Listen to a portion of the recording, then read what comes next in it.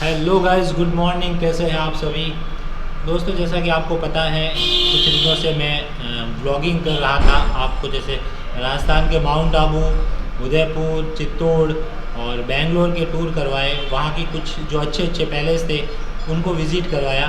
तो मैंने वहाँ से आपको बताया कि मैंने एक गोप्रो कैमरा ख़रीदा था।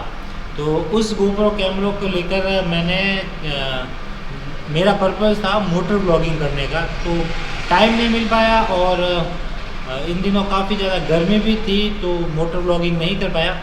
आज मैं एक यहाँ जालोर में हूँ, तो यहाँ से एक मोटर ब्लॉगिंग का एक वीडियो आपके सामने लाएंगे। हम एक अच्छी जगह पे जाएंगे, लेकिन वो जो ब्लॉग होगा वो मोटर ब्लॉगिंग का होगा। और हम भी पहली बार ट्राई कर रहे हैं मोटर ब्लॉगिंग। हो सकता है उसमें कुछ गलतियाँ रहे, या तो आप हमें सुझाव दीजिएगा तो उसमें हम और ज़्यादा सुधार करें। आज मैंने ये हेलमेट ले, अभी यहाँ पे हम इसको सेटअप कर रहे हैं। जो अभी शूट हो रहा है वो गोप्रो कैमरा से ही हो रहा है, लेकिन उसको हम माउंट करेंगे इस हेलमेट में।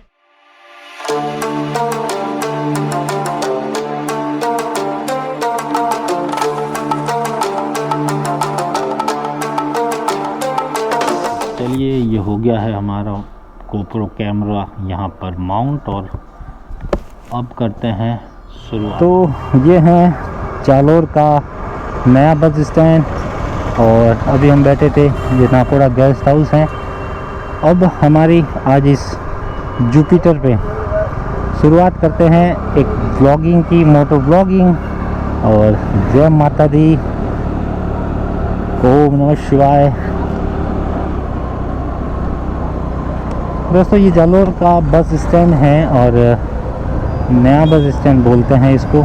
यहाँ से ये जो रोड है ये जाता है बाड़मेर की तरफ, और जो वो पीछे था वो आप मान लो सिरोही, जोधपुर, ये रोड पीछे की तरफ से वो जाता है। ये यहाँ का बस स्टैंड है। यहाँ से हम निकल रहे हैं, ये शहर का मेन रोड है जालोर का। और इसके बाद हम यहाँ से निकलेंगे। तो आज एक छोटी सी जगह है, बहुत अच्छी जगह है वैसे, एक धार्मिक भी मान लो जगह, और ऐसे एक अच्छी पिकनिक स्पॉट भी मान लो। बहुत अच्छी जगह, आज वहाँ लेके चलते हैं और दिखाते हैं आपको। मैं भी बहुत टाइम से एक्साइटेड था कि एक मोटर व्लॉगिंग किया जाए, और उस मोटर व्लॉगिंग को काफ़ी टाइम से इच्छा थी। मुझे अच्छा भी लगता है मोटर व्लॉगिंग करना, तो इसीलिए मैंने ये कैमरा भी ख़रीदा था। लेकिन किसी कारणवश कर नहीं पाए थे हम। आज इस मोटर व्लॉगिंग को शुरुआत कर रहे हैं, देखते हैं कैसा बनता है और क्या कमियां रहती है। देखो, कमियां हर काम में रहती है। स्टार्टिंग आप जो भी काम करते हैं, कमियां तो रहेगी उसमें, ऐसा परफेक्ट नहीं हो सकता। आप चाहे कोई भी काम हो, कोई भी चीज़ देखो, तो उसमें आपको कमियां तो रहेगी, और उस कमियों को धीरे धीरे आप सुधार सकते हैं, उसमें इम्प्रूव कर सकते हैं। और इम्प्रूव, परिवर्तन और प्रगति कहते हैं ना, एक संसार का नियम भी है। हालांकि गर्मी आज है, क्योंकि और 2 दिन से हवा चल रही थी, बादल थे, तो इतनी गर्मी नहीं थी। लेकिन फिर भी गर्मी तो है। लेकिन बैठे थे, सोचा एक अच्छी सी जगह जाके आते हैं और एक शुरुआत करते हैं। देखो, शुरुआत भी करनी चाहिए। कोई भी चीज़ को अगर आप करते हैं और उसको शुरुआत नहीं करते हैं तो कैसे होगा? शुरुआत ही सबसे इम्पोर्टेंट है, बाकी तो चलता रहता है। लेकिन जब शुरुआत करते हैं तो ही वो काम शुरू होता है। और शुरुआत हमने की पिछले लगभग मान लो 3 महीने से, मार्च में था, 2 महीने से मैं सोच रहा था मोटर व्लॉगिंग स्टार्ट करें। तो फिर व्लॉगिंग करनी शुरू कर दी, और उसके बाद व्लॉगिंग में भी काफ़ी ज़्यादा प्रॉब्लम ये रहती है, जैसे आप ट्रैवल ब्लॉगिंग करते हैं तो उसमें आप एक जगह से दूसरी जगह पे जाने के लिए आपको पब्लिक ट्रांसपोर्ट की हेल्प लेनी पड़ती है। आप उस पब्लिक ट्रांसपोर्ट में जाते हैं तो नो डाउट वहाँ पर आपको टाइम ज़्यादा आपका लग जाता है, परेशान हो जाते हैं। और मोटर ब्लॉगिंग है कि आप छोटी छोटी जगह को भी एक्सप्लोर कर सकते हैं, जहाँ मन करे रुक जाओ, अच्छी जगह देखी रुक जाओ, मतलब आपका टाइम भी काफ़ी बच जाता है, आपको सहूलियत हो जाती है एक जगह से दूसरी जगह जाने की। तो ये जो जालोर का यहाँ इसको चुंगी नाका बोलते हैं। पुराने समय में यहाँ पर एक चुंगी नाका था जहाँ से चुंगी वसूल की जाती थी, जो कर होता था। ये रास्ता आप देखेंगे वो सायला की तरफ जाता है और ये भी रास्ता सायला की तरफ जाता है, लेकिन ये एक अलग गांवों से होके जाता है और ये अलग गांवों से होके जाता है। तो दूर भी नहीं है, इसलिए बैठे थे तो चलो जाके आ जाए।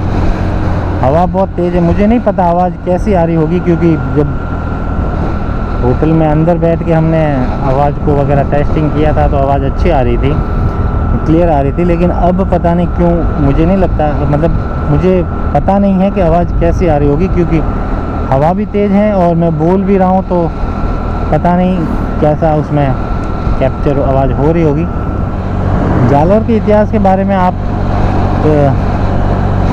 कई लोग जानते भी होंगे, कई लोग नहीं जानते। राजस्थान का एक ज़िला है जालोर, और जालोर ज़िला यूँ जाना जाता है यहाँ पर ग्रेनाइट नगरी के नाम से। और यहाँ का ग्रेनाइट पूरे विश्व में जाता है, और एक ग्रेनाइट की बहुत बड़ी मंडी है यहाँ पे। बहुत अच्छे अच्छे ग्रेनाइट निकलते हैं जो पूरे विश्व में अपनी पहचान रखते हैं। और दूसरी चीज़, यहाँ के शासक थे वीरमदेव कान्हड़देव, उनकी ये है यहाँ का, वो शासक रहे हैं। यहाँ के उनका फोर्ट है, बहुत ही अच्छा फोर्ट है। मेरे नाथ संप्रदाय का बहुत बड़ा मठ है यहाँ पे, जिसको भैरवनाथ जी का अखाड़ा कहते हैं। जालंधर नाथ की ये जाबाली ऋषि की तपोभूमि है। और सिरे मंदिर यहाँ पे बहुत बड़ा एक मंदिर है, मठ है, जहाँ पे नाथ संप्रदाय के संत यहाँ पे रहते हैं। यहाँ के जो संत थे बहुत ख्याति प्राप्त थे, बहुत ही मतलब एक गादी थी, पीर की उपाधि वाले संत थे। शांतिनाथ जी महाराज वो देवलोक हो गए, अब उनकी जगह पे गादीपति हैं गंगानाथ जी महाराज। तो जालोर जो है वो धर्म नगरी भी कह सकते हैं, ग्रेनाइट नगरी भी है। यहाँ के शासक हुए तो वीरों की धरती भी कह सकते हैं, क्योंकि यहाँ के शासक वीरमदेव ने अलाउद्दीन खिलजी की बेटी फिरोजा से विवाह का प्रस्ताव ठुकरा दिया था, और इसके बाद यहाँ पर उन्हें युद्ध करना पड़ा। और हालांकि युद्ध में पराजय हुई और उन्हें केसरिया करना पड़ा, वो शहीद हुए। और रानियों ने जौहर किया। तो अपनी आन बान और शान के लिए उन्होंने अपनी जान की परवाह नहीं की, और एक उनको बहुत बड़ी कीमत चुकानी पड़ी। लेकिन आज भी सालों बाद, हज़ारों साल हो गए उनमें, लेकिन आज भी उनको याद किया जाता है उनकी वीरता के लिए, उनकी त्याग बलिदान और उनके स्वाभिमान के लिए। जालोर ज़िला, वैसे जालोर में जैसे उपखंड है तो भिनमाल उपखंड है, सांचौर जिसे राजस्थान का पंजाब कहते हैं वो भी इसी जालोर का उपखंड है। भिनमाल महाकवि जो कवि हुए थे, उनका जन्म भिनमाल में हुआ था, और महाकवि महा की नगरी कहा जाता है भिनमाल को, तो वो भी इसी जालोर का हिस्सा है। यहाँ से लगती सीमा, जैसे यहाँ से आप जाते हैं तो सिरोही ज़िला इसके हैं। यहाँ से 140 किलोमीटर आपको जोधपुर शहर लगता है, पाली की बॉर्डर लगती है। इसके अलावा बाड़मेर और फिर जैसलमेर है। बाड़मेर बॉर्डर ही है बिल्कुल, यहाँ से आप थोड़ा सा आगे जाएंगे तो आप बाड़मेर की बॉर्डर में प्रवेश हो जाएंगे। ये ग्रेनाइट है, जैसे मैं आपको बता रहा था, ये इस टाइप से यहाँ पे ग्रेनाइट इंडस्ट्रीज़ हैं बहुत बड़ी बड़ी। और देखिए कितनी बड़ी ग्रेनाइट इंडस्ट्री है। यहाँ पर ग्रेनाइट का पत्थर निकलता है, मतलब पहाड़ों से, और यहाँ पर उनकी कटिंग होती है, पॉलिश होती है, और फिर वो एक्सपोर्ट होता है, और लोकल यहाँ पर भी इंडिया में भी सप्लाई होता है और बाहर भी जाता है। बहुत बड़ी बड़ी फैक्ट्रियाँ हैं यहाँ पर, और लगभग 1 लाख से ज़्यादा लोग यहाँ पर, मतलब प्रत्यक्ष अप्रत्यक्ष रूप से उनको रोज़गार मिला हुआ है। ये जो पुल अब जिस पे हम चढ़ाई कर रहे हैं, ये जवाई नदी के ऊपर हम चढ़ाई कर रहे हैं। तो अभी बना है, बहुत अच्छा है। नहीं तो पहले यहाँ क्या होता था, जब भी नदी आती थी इस रोड का संपर्क कट जाता था। अगर ज़्यादा नदी आ गई तो फिर उस गांव वाले इस साइड नहीं आ सकते थे, और इधर के लोग उस साइड नहीं जा सकते थे।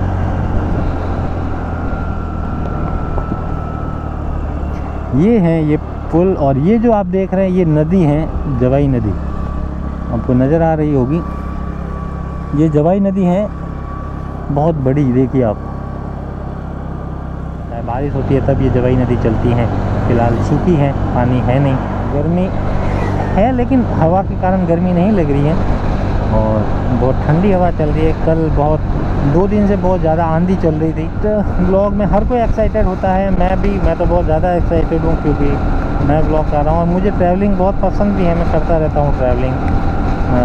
बट ये है कि हाँ यार, ये पब्लिक ट्रांसपोर्ट में ट्रैवल करना थोड़ा सा भारी हो जाता है दिन में, रात में। और मोटो ब्लॉगिंग वैसे लंबा तो नहीं कर सकते, लेकिन आप टुकड़ों में करते हो तो बहुत अच्छा है।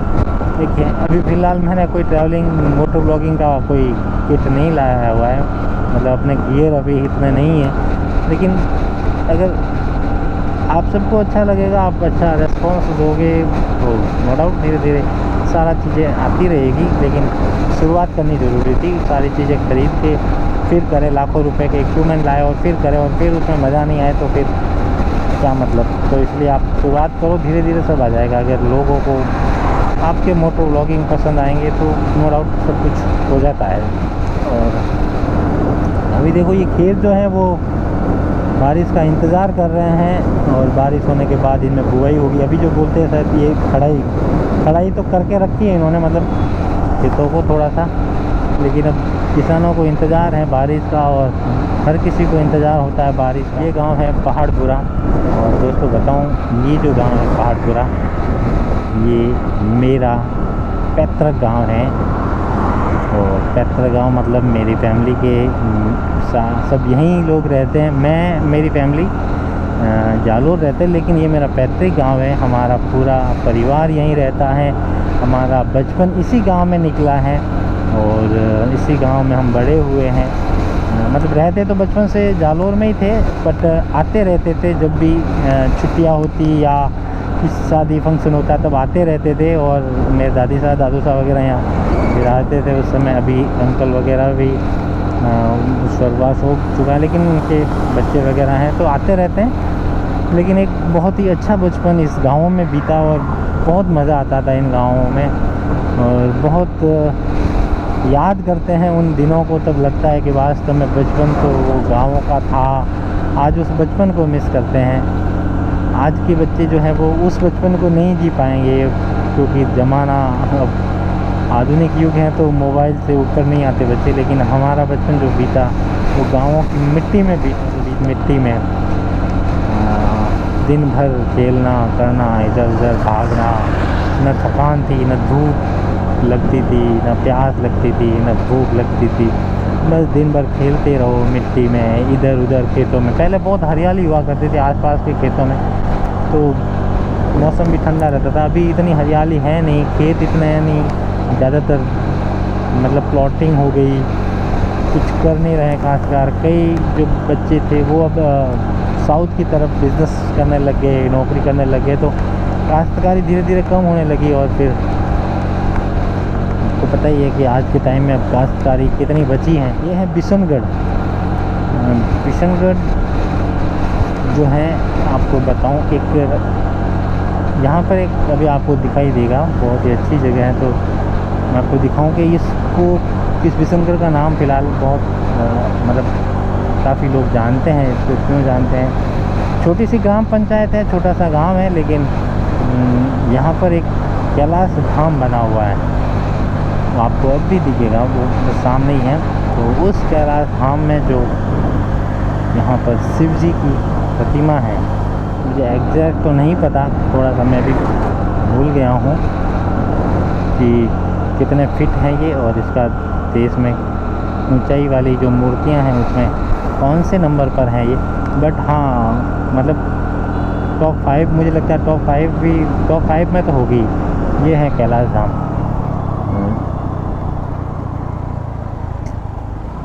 देखते हैं खुला है कि नहीं है। खुला है। और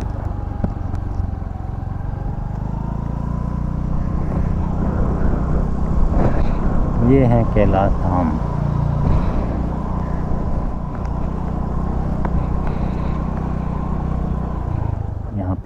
पार्किंग है।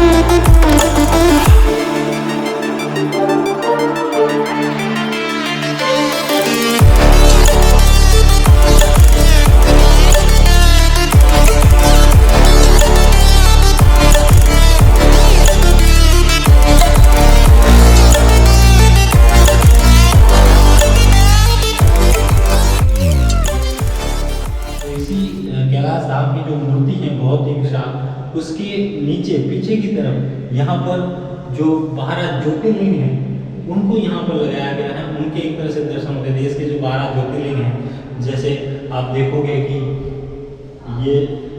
ये है सौराष्ट्र के सोमनाथ और शैल पर्वत, मल्लिकार्जुन और महाकालेश्वर उज्जैन, ओमकारेश्वर मादांता और विश्वेश्वर वाराणसी, ये है नागेश्वर दारुकावन, सामेश्वर सेतुबंध और वैद्यनाथ चिंतामणि और भीमाशंकर डाकिनी और नासिक त्रियंकेश्वर और हिमाचल केदारनाथ और घुमेश्वर इलोरा। यहाँ पर 12 ज्योतिर्लिंग जो हैं उनको भी यहाँ पर रखा गया है। यहाँ पर लोग आते हैं श्रद्धालु और दर्शन करते हैं इसके पीछे। और विशेषकर श्रावण के महीने में यहाँ पे बहुत ज़्यादा भीड़ रहती है, धूप ज़्यादा है इसलिए, बाकी तो काफ़ी लोग रहते हैं।